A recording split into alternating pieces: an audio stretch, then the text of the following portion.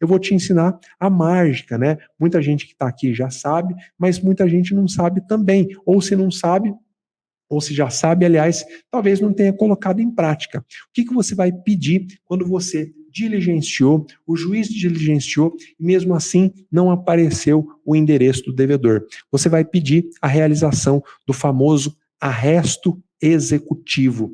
Presta atenção nesse nome para você não confundir com arresto cautelar.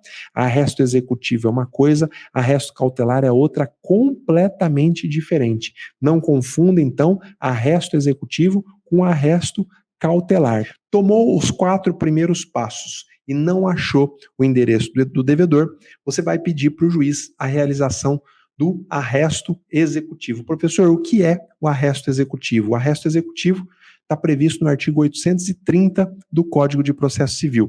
Presta atenção no que fala o artigo 830. Se o oficial de justiça não encontrar o executado, ele deve arrestar tantos bens quanto bastem para garantir a execução.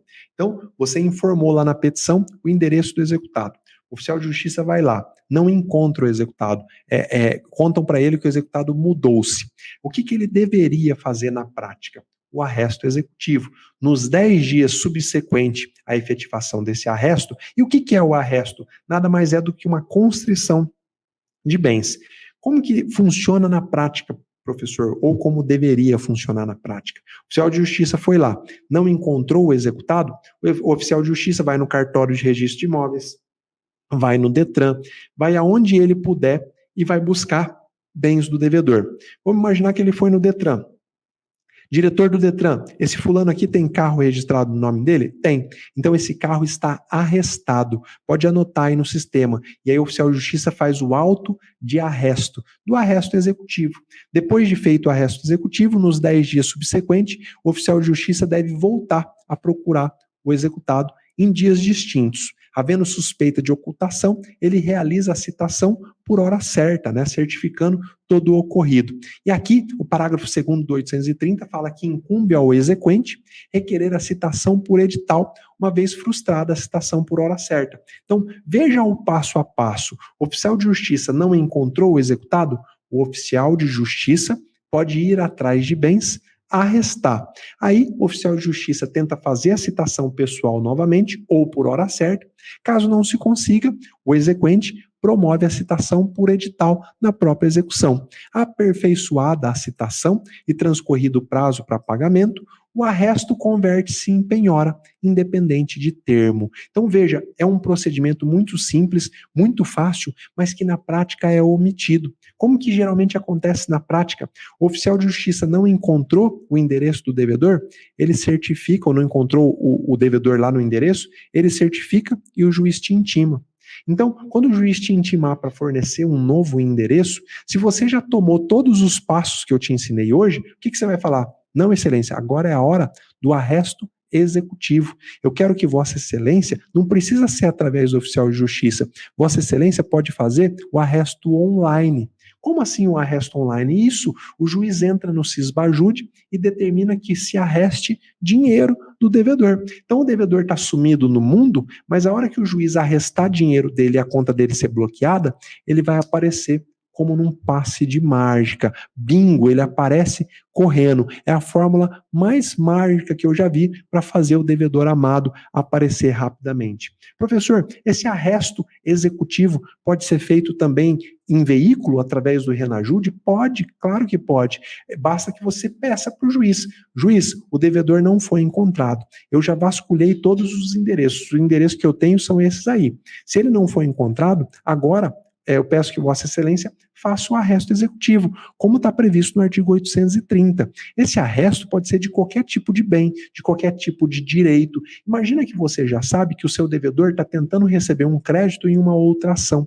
Você indica para o juiz, juiz, arreste esse crédito do meu devedor. E aí informe lá para o juiz do processo, para que o juiz do processo não mande pagar para o meu devedor, porque esse crédito está arrestado. Você vai ver o devedor aparecer correndo, feito um gatinho, para poder fazer acordo. Professor, esse arresto executivo, ele se aplica no juizado especial civil? E a resposta é absolutamente sim. No juizado, então, você está executando um cheque. não encontrou o devedor e o juiz te intimou para fornecer o novo endereço, caso você não tenha, você vai pedir para o juiz tomar todas aquelas medidas de consulta que eu te falei. Caso o juiz tome e mesmo assim não encontre o endereço, ou caso o juiz indefira, você vai pedir o arresto executivo. Ah, professor, mas não dá para fazer o arresto executivo no juizado, porque no juizado proíbe-se a citação por edital. E o senhor disse aí que depois do arresto tem que fazer a citação por edital.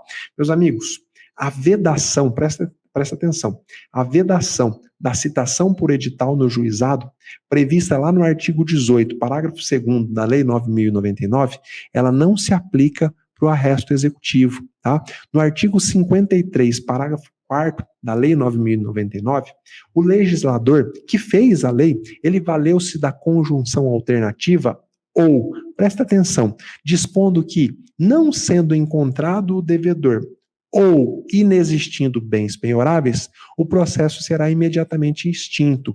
Então, quando o juiz não encontra o devedor ou quando não existe bens penhoráveis, aí sim o juiz do juizado extingue a execução. Por isso, falando aqui em outras palavras, caso exista bens penhoráveis, ainda que o devedor não seja encontrado, o processo não deve ser extinto, o juiz tem que fazer o arresto.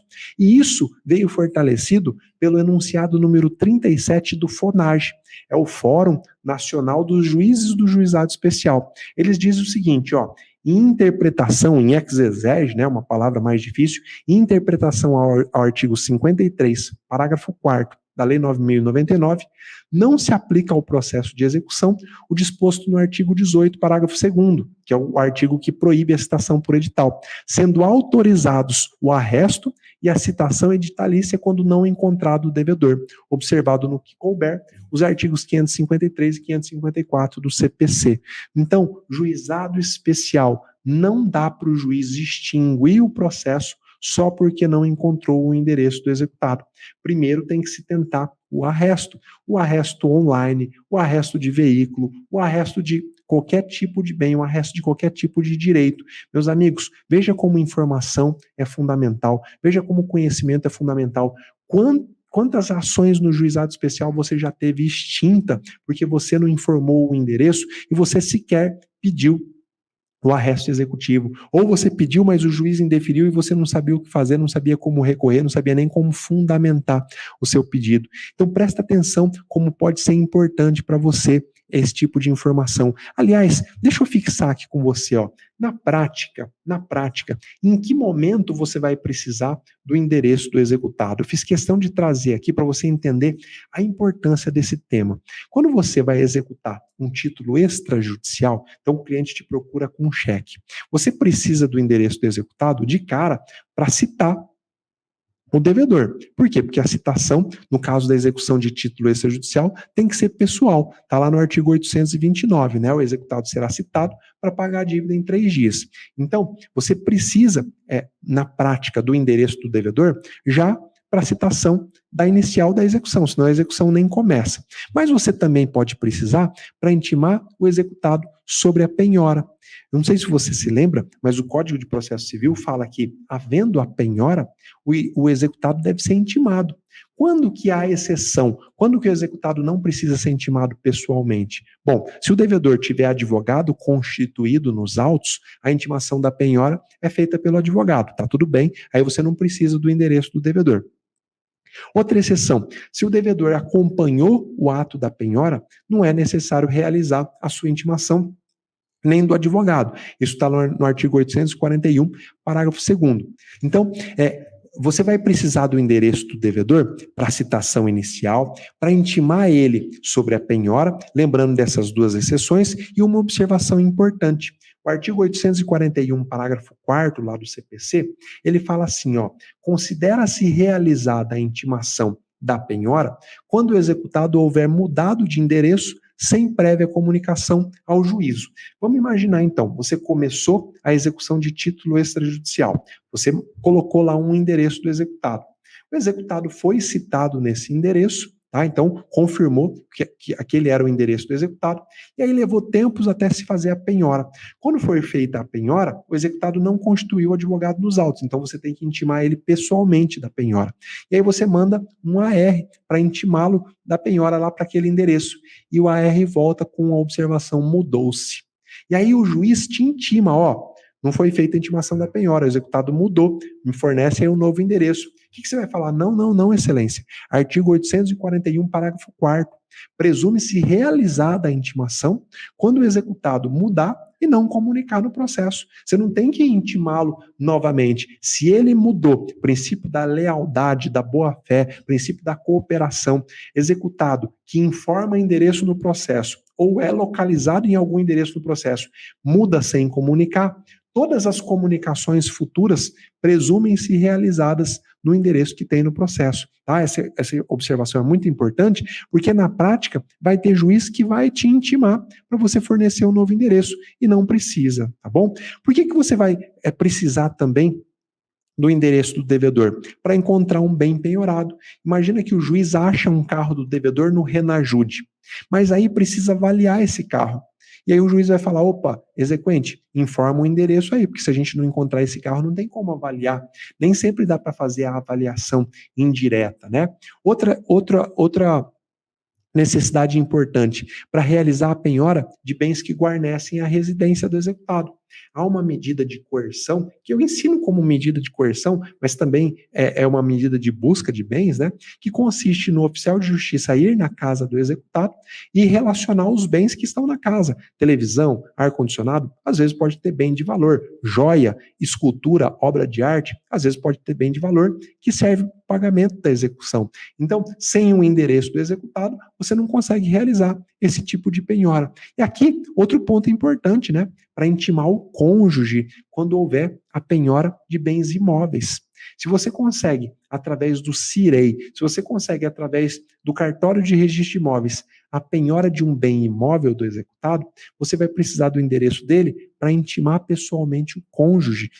É um requisito da lei. Não basta você intimar o executado pelo advogado dele. Você tem que intimar o executado e o cônjuge dele, se ele for casado. Então veja como é importante, como é fundamental você conseguir o endereço do executado. No cumprimento de sentença, além de todas essas implicâncias que eu já te falei, você pode precisar do endereço para poder efetivar a prisão do devedor de alimentos.